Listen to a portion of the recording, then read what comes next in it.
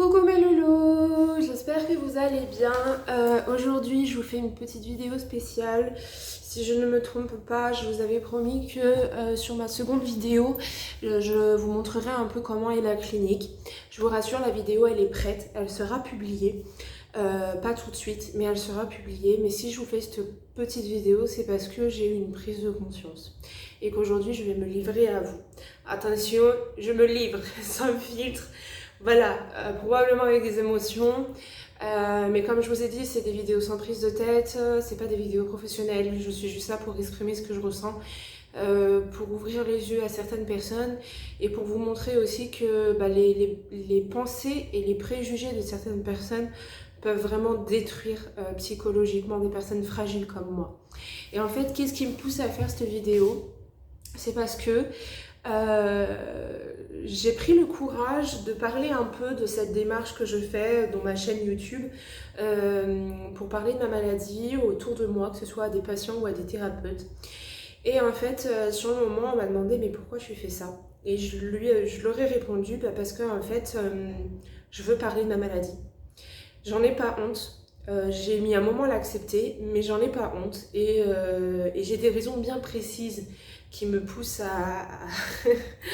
Rien que d'y penser, c'est un petit peu dur à dire, mais j'ai des raisons bien précises qui me poussent à faire tout ça et à vous révéler que on peut avoir des gros dégâts émotionnels essentiellement durant notre enfance et durant certains événements de la vie qui ont pu nous détruire. Et moi, ce qui me pousse à faire ça, tout ça aujourd'hui, tout ce que je fais aujourd'hui, ce qui me pousse à vous parler de ma maladie, sans tabou, sans filtre et comme beaucoup m'ont dit, avec beaucoup de courage, parce que j'ai eu de nombreux retours de personnes qui m'ont dit mais franchement bravo Julie d'avoir fait ça, bravo d'avoir réussi d'aborder un sujet tabou comme celui-ci qui est les maladies psychiatriques, bravo d'essayer de casser les codes, de casser les préjugés, les pensées négatives des personnes qui ont des avis très arrêtés sur les hôpitaux psychiatriques et les maladies psychiatriques. Et en fait, j'avais pas conscience, et moi-même, j'avais pas conscience que tout ce que je faisais était preuve de courage. Parce que pour moi, c'est naturel de vous en parler. Et en fait, il y a une raison précise qui me pousse à vous parler de tout ça. Et je vais vous l'expliquer. J'ai grandi, et tant pis si, si la personne voit cette vidéo, c'est pas grave, je l'assume, je le dis ouvertement, et sur ça, franchement, je m'en fous parce que je suis passée au-dessus de tout ça, et que si j'arrive à en parler avec autant d'aise aujourd'hui, c'est justement parce que j'ai réussi à vivre ce traumatisme, à surmonter ce traumatisme, et à construire une vie malgré ce traumatisme. Et en fait, pour vous expliquer pourquoi je fais ça, c'est parce que j'ai grandi avec un parent qui, depuis mon enfance, m'a toujours dit que j'étais qu'une merde, une moins que rien, une personne qui n'arriverait à rien dans la vie. Parce que pourquoi? Parce que j'étais quelqu'un de très angoissé, qui faisait des crises d'angoisse, qui faisait des petites dépressions durant son adolescence. Et du coup voilà, j'en faisais énormément. Quand j'étais gamine, je faisais des crises de spasmophilie, je pouvais en faire 2 voire 3 dans la journée, et plusieurs fois par semaine, c'était très fatigant, très usant, ça inquiétait l'établissement scolaire, ça les poussait à se poser des questions sur est-ce que j'étais un enfant battu, est-ce que j'étais maltraitée, comment ça se fait que je faisais autant de crises, est-ce que c'était une phobie scolaire, enfin, il y a eu beaucoup de questionnements autour de ça, et c'est vrai que ce parent en question n'a pas cherché à me dire que c'était quelque chose qui pouvait arriver, que c'était quelque chose qui était propre à l'adolescence, parce que il faut pas oublier que quand on rentre dans l'adolescence, on fait quand même face à des difficultés, on en parle beaucoup de ces traumatismes scolaires, des agressions scolaires, des agressions à l'école, de ces enfants qui sont très mal dans leur peau, qui ne sont pas forcément aidés. Et moi, ça a été mon cas, dans le sens où j'ai commencé à avoir mes crises d'angoisse qui sont arrivées au collège, et j'ai un père qui cautionnait pas ça. Voilà, je viens de l'avouer. Et voilà, depuis tout à l'heure, je m'efforce de vous dire en fait que c'est un parent. Et là, je viens d'avouer de lequel parent. Et vous voyez, c'est un filtre, sans filtre. Voilà, donc c'est sorti tout seul, vous voyez, voilà. Ça a beau me toucher, ça me touche beaucoup là aujourd'hui en vous en parlant, mais j'ai réussi quand même à passer au-dessus et à me créer une vie. Et je vais revenir à ce terme qui est ce parent m'a démoralisé toute mon adolescence en me disant que j'arriverais à rien dans ma vie si je réglais pas mes problèmes psychiatriques. Mais le problème qu'il y a, c'est qu'il refusait que j'aille voir des psychiatres ou des psychologues. Pour ce parent, les psychiatres étaient des charlatans qui vous rendaient encore plus malade que vous ne l'étiez déjà. Et c'est faux. Parce que croyez-moi, sans ces psychiatres et sans ces psychologues, sans ces infirmiers, je ne serais pas là en train de vous faire cette vidéo aujourd'hui et je n'aurais pas construit toute la vie que j'ai construite aujourd'hui. Et du coup, j'ai vécu très longtemps en me disant que j'étais quelqu'un de mal, quelqu'un de pas bien, parce que justement j'avais des problèmes mentaux, que je faisais des crises d'angoisse, des dépressions, que j'allais mal et pendant longtemps je donnais raison à ce parent en question. Pendant longtemps je m'étais convaincue que ce qu'il disait était vrai. Et quand j'ai connu mes toutes premières hospitalisations et tout ce que ça a engendré, j'ai été dans le déni pendant très longtemps. Je suis quelqu'un qui somatise beaucoup, c'est-à-dire que j'ai du mal à passer par la parole.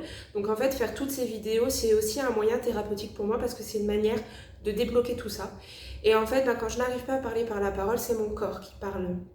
Donc voilà, donc je somatise énormément. C'est ça qu'on appelle somatiser, c'est que quand on n'arrive pas à parler, le corps exprime le mal-être, mais ça peut s'exprimer de diverses manières. Des crises d'angoisse, de spasmophilie, de tétanie. Je me suis déjà retrouvée paralysée de toute une partie du corps. Je me suis retrouvée en fauteuil roulant parce que mes jambes ne fonctionnaient plus. Et rien ne pouvait expliquer médicalement tout ça. C'était psychologique, c'était créé par l'esprit, parce que l'esprit est capable de faire des choses immenses, immenses au corps. Vous ne pouvez pas vous rendre compte tout ce que l'esprit peut créer quand l'esprit souffre. Et du coup, ça a été très dur pour moi d'accepter que j'étais malade. Ça a été très dur pour moi d'accepter ça parce qu'en fait, c'était donner raison à mon père. C'était donner raison à mon parent. C'était lui donner raison sur le fait que j'étais qu'une moins que rien, qu'en effet, j'étais malade et que j'arriverais à rien dans ma vie. Et ça a été très dur parce que ça a été un traumatisme qui m'a bouffé la vie, qui a été difficile à soigner. Et aujourd'hui, je suis guérie de ce traumatisme parce qu'en fait, j'ai réussi à prendre ma revanche sur la vie. Et j'ai réussi, malgré tout ça, à finir par accepter que j'étais malade, accepter que ce n'était pas une honte. Et surtout, j'ai réussi à construire une vie. J'ai réussi à prouver à ce parent, même s'il ne le sera jamais, ou alors peut-être qu'il le sera en voyant cette vidéo, je n'en sais rien, mais j'ai réussi à prouver à ce parent que même en étant malade, j'étais capable d'avoir un travail, et j'étais capable d'avoir un homme qui m'aime, que j'étais capable d'avoir une maison, et que j'étais capable de devenir maman. Et qu'aujourd'hui, je suis maman d'un merveilleux petit garçon qui s'appelle Lucas et qui fait mon plus grand bonheur. Et voilà, et en fait, on a beau être malade mentalement, on n'est pas pour autant des merdes, on n'est pas des moins que rien. On est capable de se construire une vie tout à fait normale, comme tout le monde. Et comme tout le monde, on peut travailler, comme tout le monde, on peut avoir des enfants, une maison, un chéri qui nous aime et une vie de famille merveilleuse. Et comme tout le monde, on peut être aimé, avoir une vie sociale et avoir des gens autour de nous qui nous aiment et qui ne nous voient pas comme des merdes.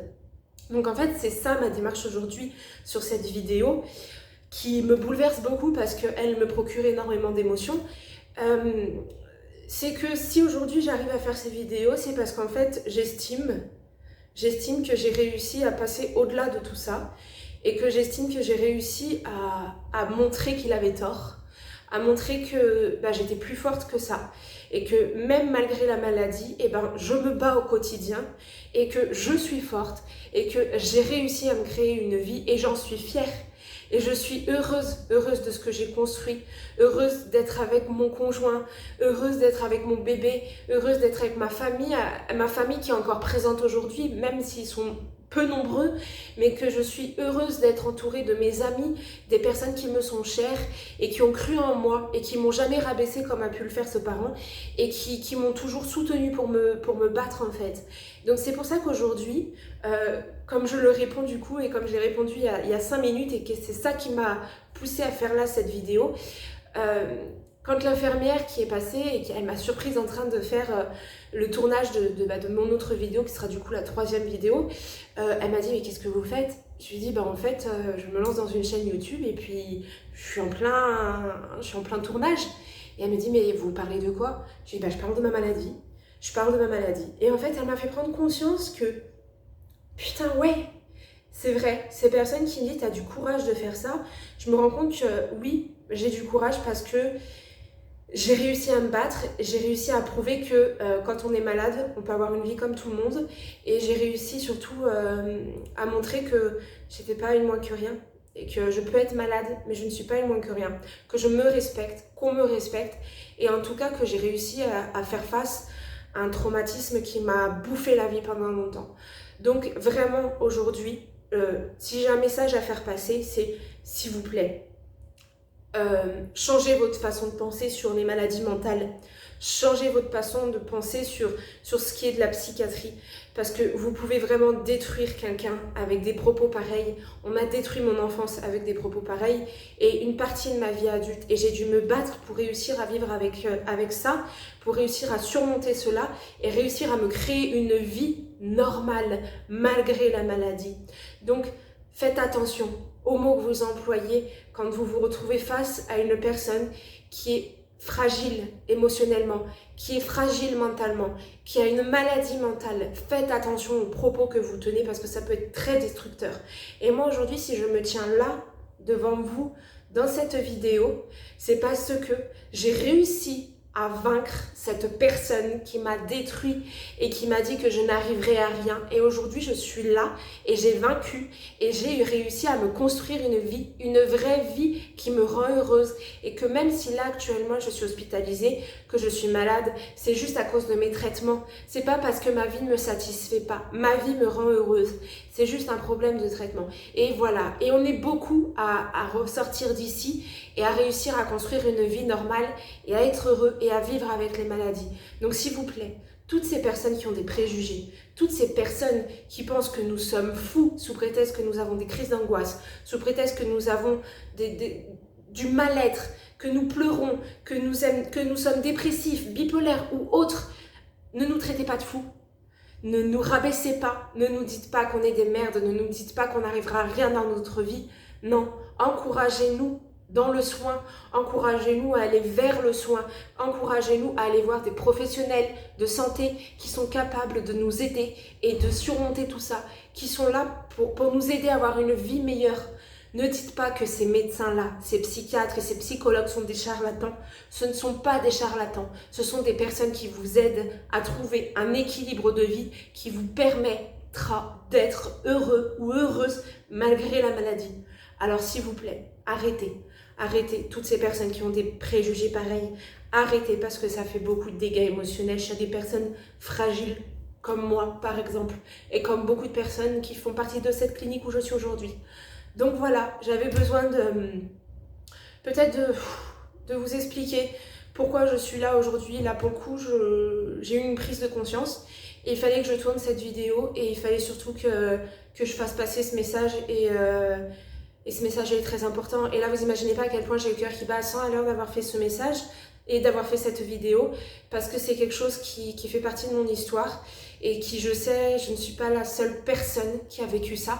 Je ne suis pas la première et je ne serai pas la dernière.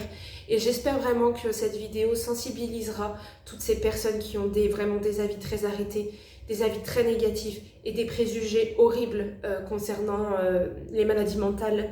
Parce que vraiment, c'est des maladies comme toutes les autres et on peut en guérir et on peut en avoir une vie normale. Donc voilà, s'il vous plaît, faites attention aux mots que vous employez parce que ça peut faire d'énormes dégâts. Donc voilà, c'était une courte vidéo qui j'espère vous fera ouvrir les yeux, j'espère feront réagir du monde et qui vous aidera aussi à mieux comprendre ma démarche et pourquoi ça me tient tant à cœur de faire toutes ces vidéos et de vous montrer tout ça. Donc voilà, je vais m'arrêter là et puis je vous concocte la prochaine vidéo que je vous publierai dans quelques jours. Donc voilà, c'était ma petite séquence émotion du soir.